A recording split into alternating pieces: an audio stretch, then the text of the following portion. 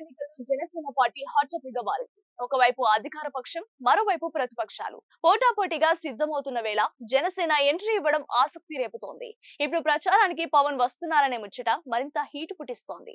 తెలంగాణలోనూ జెండా పాతేందుకు మున్సిపల్ ఎన్నికల్లో పలు చోట్ల అభ్యర్థులను నిలబెట్టింది. వారి పక్షాన ప్రచారం రోజుల పాటు తెలంగాణలో పర్యటించనున్నారు.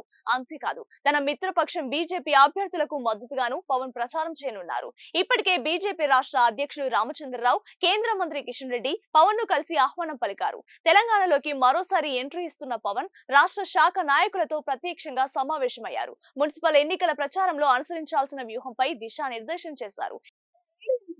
జనసేన పార్టీ అభ్యర్థులకు అలాగే బీజేపీ పార్టీకి మద్దతుగా ఎన్నికల ప్రచారంలో పాల్గొంటానని పవన్ కళ్యాణ్ తెలిపారు. తెలంగాణ రాజకీయాల్లోకి పవన్ ఎంట్రీ కొత్త కాదు. ఇటీవల కొండగట్టు అంజన్న సన్నిధిలో టీటీడీ నిధులతో భారీ అభివృద్ధి కార్యక్రమాలకు శ్రీకారం చుట్టారు. మరి పవన్ ప్రచారం ఎవరికి ఎంత మైనస్ అవుతుంది, ఎవరికెంత ప్లస్ అవుతుందో చూడాలి.